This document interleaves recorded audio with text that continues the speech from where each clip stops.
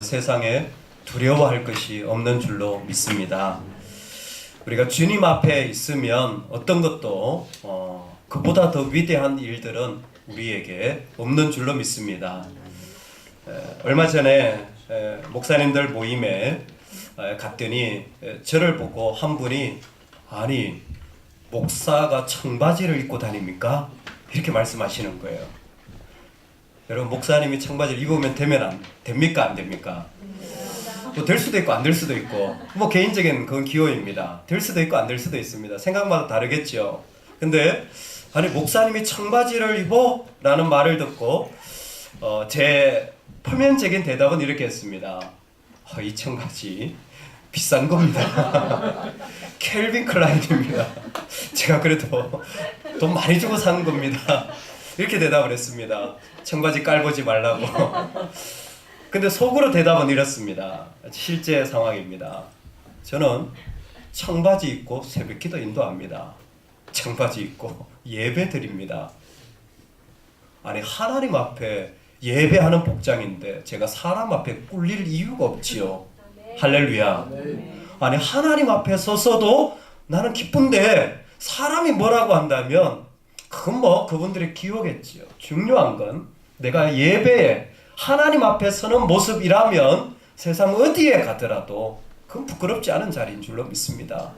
우리가 하나님 앞에 나와서 하나님 앞에 설 수 있다면 그 하나님만 계시다면 세상이 우리 보고 뭐라고 또 어떤 모습으로 말하더라도 그것은 결코 우리의 약함이 되어질 수 없는 것 같습니다. 속으로 그렇게 대답하며 켈빈 클라인입니다 대답했더니 갑자기 또 화제를 바꾸어요. 한국 남자들의 특징 아시죠? 좀 꿀리는 것 같으면 뭘 물어봅니까? 나이를 물어봅니다. 도대체 전 목사님 나이가 몇 개입니까? 그래서 제가 대답을 했습니다. 저 4학년입니다. 그랬더니 아니 4학년밖에 안 됐어? 그러는 거예요. 그래서 제가 담대하게 대답했죠. 뭐 제가 뭐 잘못한 거 있습니까? 여러분 우리가 이 땅에 살아가면서 하나님이 우리에게 허락하신 것이라면 조금 더 두려워할 필요가 없습니다. 근데 있잖아요. 살아보면 참 힘들고 어렵고 두려운 일들이 너무나 많은 것입니다. 우리를 답답하게 하는 일들이 참으로 많이 존재합니다. 이런 일들이 왜 생기는 것입니까? 이스라엘 백성도 이와 같은 상황이 일어났습니다. 그 두려움의 대표적인 상징 인물을 우리는 고레스라고 부릅니다. 여러분 혹시 고레스 들어보셨습니까? 고래고래 소감을 지르는 바벨론의 왕입니다. 바벨론의 왕 고레스는 당시에 가장 잔인하고 무섭고 힘을 가진 존재였습니다. 더 아이러니한 것은 우리가 읽은 이 성경의 이사야에 하나님은 고레스를 자기가 택한 나의 종이라 말하고 심지어 그를 의롭다는 말은 죄가 없다라는 말이에요. 그를 의롭다라고까지 표현하는 기가 막힌 일들이 일어나기 시작합니다. 이스라엘 백성은 그의 다스림 안에서 자기의 삶이 눌려가지고 어떤 것도 자기 뜻대로 살아가지 못하는 상황 가운데 있는데 여러분 있지 않습니까? 내가 힘이 없어 보일 때 여러분 있지 않습니까? 내가 정말 아무런 할 수 있는 것이 내 삶에 없게 느껴질 때 왜 이렇게 자녀 교육은 뜻대로 안 되는 것이며 왜 이렇게 내 안에 불가항력적인 일들이 많은지 모릅니다.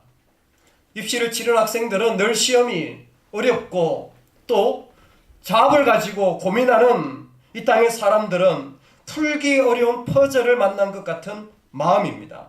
그런 고레스가 삶에 가득하게 온 사방에 던져지는 때입니다. 여러분 고레스가 있는 이유가 있습니다. 고레스가 우리 가운데 등장하는 이유가 있습니다. 저를 따라 봅시다. 고레스가 있으면 하나님이 보이지 않는다. 여러분 왜 두려움이 오는지 아세요? 두려움이 있는 자리는 하나님이 느껴지지 않는 자리입니다. 두려움이 있는 자리는 하나님이 보이지 않는 자리입니다.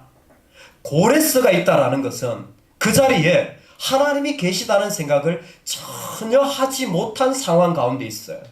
그래서 이사야서 전반부는요, 이런 상황에서 하나님 어떻게 일하시냐면 남은 자들을 통해 역사하십니다. 여러분 그루터기 비유 들어보셨습니까? 다 잘려나가도 그 가운데 남은 자들, 렘넌트들, 거룩한 씨를 통해 역사하시는 게 이사야서 전반부예요. 그런데 그렇게 얘기했더니 사람들이 누가 남은 자인가, 소수밖에 안 된다, 얼마 되지 않는 사람인가 보다, 특별한 믿음의 사람인가 보다 등등의 이야기를 하기 쉬운데 아닙니다. 하나님을 신뢰하는 남은 자들이에요. 근데 이것을 더 확대해서 가는 게 그 출발점이 바로 41장이에요. 이때부터 남은 자는 누구냐면 거룩한 남은 자가 아니라 더 구체적으로 말하면 하나님이 함께하는 자들입니다. 하나님이 함께하는 자들이 이 땅 가운데서 그 고레스의 상황 가운데 구원을 받고 이김을 받고 세움을 받는 존재라는 것입니다. 오늘 하나님이 우리와 함께 하십니다. 하나님이 지금도 우리 가운데 있습니다. 그래서 이사야서 41장 10절을 우리는 늘 묵상하면 좋겠습니다. 아시는 분은 아시는 대로, 또 외우시는 분은 외우시는 대로, 말씀 있으면 말씀대로 우리 같이 한번 이사야서 41장 10절을 한번 봉독하겠습니다. 두려워하지 말라, 내가 너와 함께 함이니라. 놀라지 말라, 나는 내 하나님이 됨이라. 내가 너를 굳세게 하리라. 참으로 너를 도와주리라. 참으로 나의 오른손으로 너를 붙들리라. 아멘. 여러분 두려워하지 마십시오. 두려워하지 마십시오. 이 말을 다른 말로 하면 하나님은 있습니다. 하나님은 있습니다. 이 세상에 누가 뭐라 그래도 하나님은 계십니다. 우리가 하나님이 계시다고 고백하지 않는다고 할지라도 self-existence, 하나님은 스스로 계신 분입니다. 우리가 살아가는 모든 자리, 아니 우리가 느끼지 못하는 모든 자리에도 하나님이 계신다는 거예요. 두려워하지 말라는 것의 가장 큰 이유가 무엇이냐면 이들의 삶에 너무나 어려운 일들이 많아요. 그러니까 야 부정적인 생각하지 마, 긍정적인 생각을 해, 이런 개념이 아니죠. 자꾸 힘든 생각하지 말고 좋은 생각해, 이런 개념이 아닙니다. 너희들에게 소망이 무엇이냐라는 거예요. 소망을 붙잡으려고 할 때마다 그의 삶에 가장 중요하게 고백되어질 게 뭐냐면 우리가 고민하고 우리가 생각하고 우리가 실험하기 전에 먼저 계신 분이 있다라는 거예요. 먼저 계신 존재가 있는데 하나님이 먼저 계셨다라는 거예요. 그 문제가 있기도 전에 그 자리에 하나님 먼저 계셨습니다. 우리 두렵게 하는 그 자리가 우리 가운데 다가오기도 전에 하나님이 먼저 계셨습니다. 그 일들이 무엇이든지 간에 하나님은 그 자리에 먼저 계신 거예요. 그래서 두려워하지 말라는 말씀은 다른 말로 하면 하나님이 있다라는 거예요. 하나님 그곳에 있다라는 겁니다. 너의 눈을 떠서 너의 삶에 그곳에 하나님이 있다라는 걸 고백해라. 아니 하나님이 있다라는 걸 어떻게 합니까? 그래서 시각적으로 보여주죠. 하나님의 오른손이 너를 붙잡으리라. 하나님의 오른손이라고 말할 때는 권능을 말하죠. 근데 구체적으로 하나님의 오른손이라고 말할 때는 두 가지가 있습니다. 그거는 첫 번째는 뭐냐면 하나님의 계획이에요. 하나님의 플랜이 있다라는 겁니다. 그리고 두 번째는 뭐냐면 하나님의 성품입니다. 하나님이 계시다고 말하는 것은 우리가 보는 그 자리, 정말 문제라고 하는 그 자리에 하나님 뭘 심어 놓으셨어요? 하나님의 계획을 심어 놓으셨어요. 그리고 그것에 뭘 부어요? 하나님의 성품을 붓습니다. 이것이 우리에게는 힘이 되어지는 거예요. 이것이 능력이 되어지는 거예요. 그래서 하나님이 자신의 손으로 그 자리를 붙잡아서 옮겨가신다라는 것입니다. 그리고 여러분 우리를 두렵게 하는 일들은요 실제로 우리를 힘들게 하는 자리가 아닙니다. 고레스는 자기도 모르는 사이에 하나님에 의하여 붙잡혀서 세상을 다스려 나가고 세상의 전쟁에 이겨나갑니다. 하나님의 길을 쫙 닦아 놓습니다. 이상하게 참 나쁜 놈들은 일이 더 잘 되죠. 할렐루야. 믿는 사람이 잘 돼야 되는데 나쁜 놈들이 더 잘 돼요. 그런데 뭐예요? 그놈들이 망하는지는 모르는 거예요. 하나님이 길을 열어 놓으셨어요. 잘 되도록. 고레스도 전쟁할 때 하나님 다 닦아놨다 그랬어요. 네가 전쟁에 나가기만 해라. 내가 다 이기게 해주겠다. 그래서 하나님이 열어놓으니까 고레스가 손쉽게 온 세상을 다 제패합니다. 그래서 자기가 그렇게 한 줄 알았어요. 근데 깨닫지 못하는 게 있었습니다. 그때 하나님 앞에 엎드렸어야죠. 근데 자기 힘으로 한 줄 알았어요.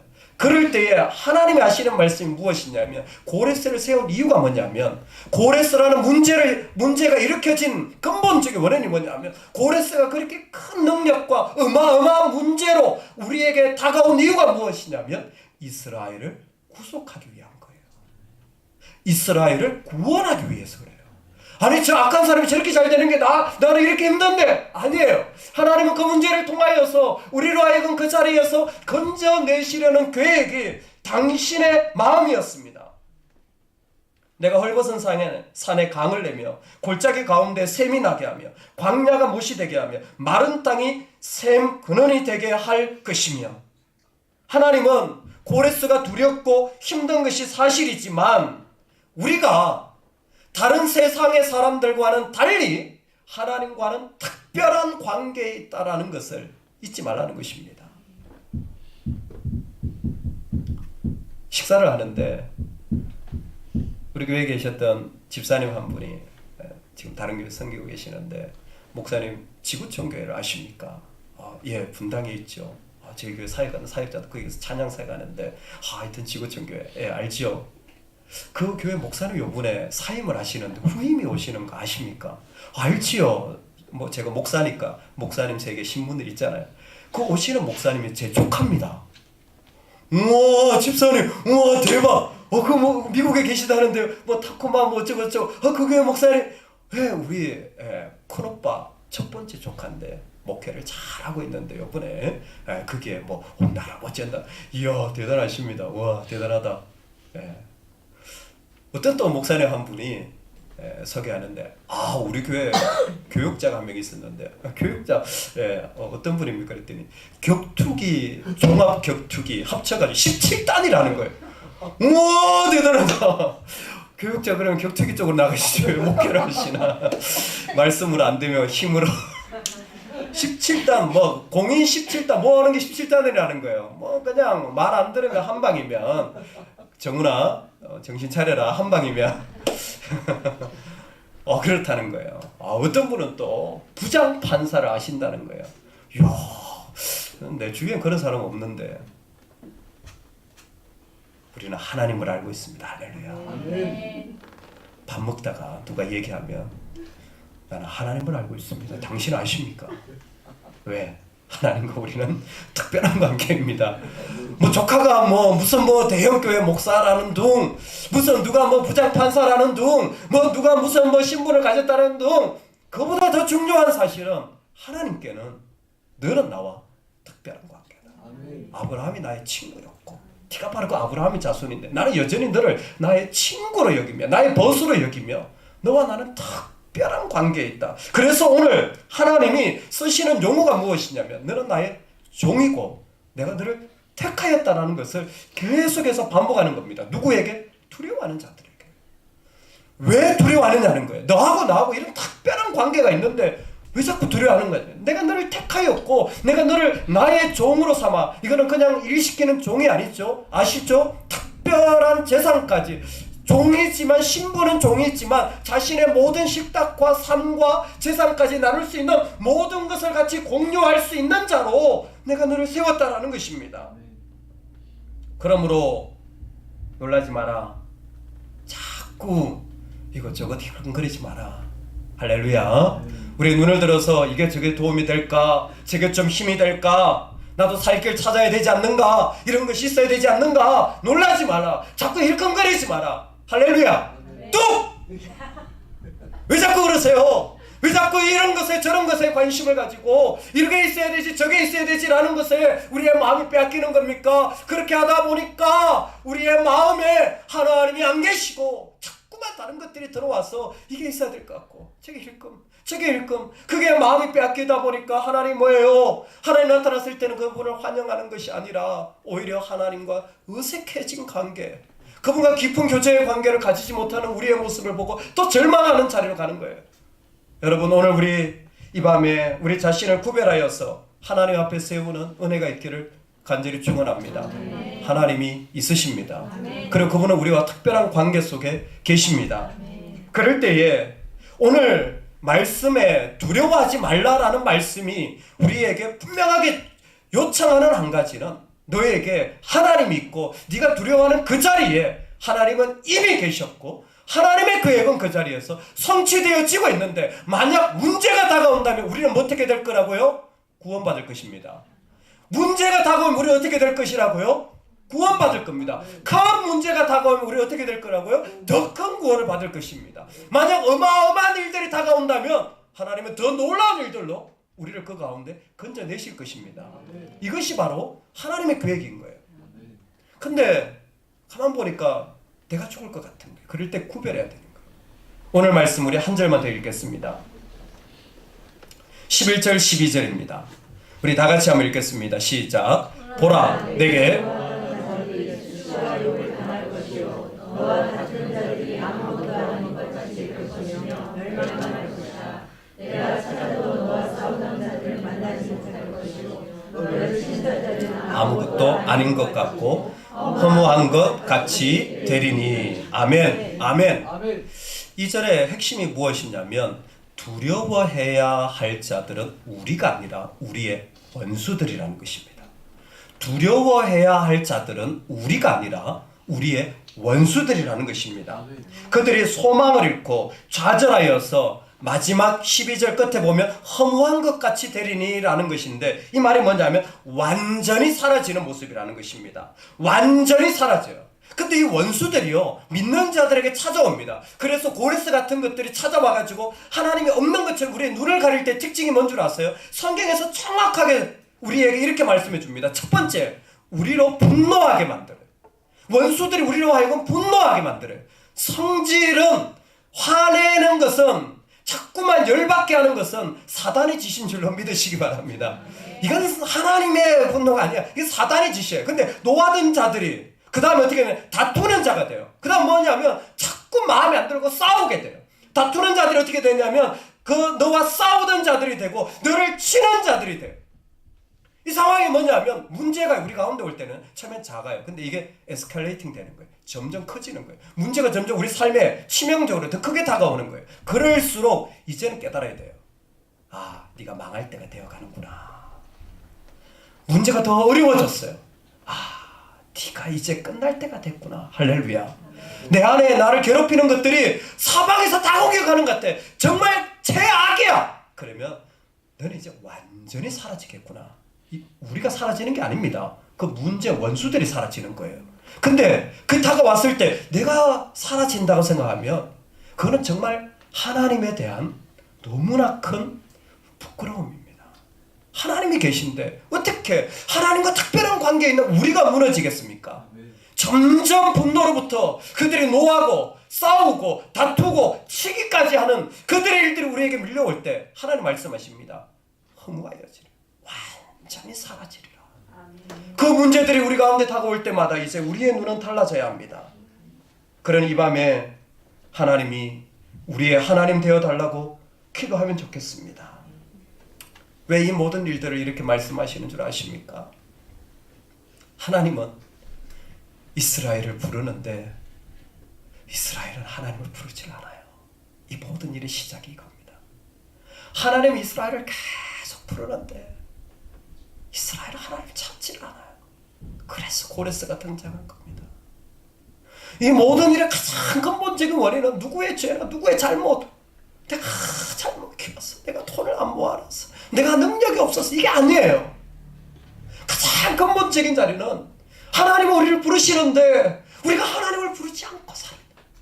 아니 나 하나님 찾은 것 같은데 아니요 실제로 하나님을 고백하지 않은 수많은 자리들이 우리 삶에 노출되어졌고 사단은 너무나 쉽게 그것을 이용하여서 마치 밀려드는 파도처럼 그 모든 것을 삼켜버린 것입니다.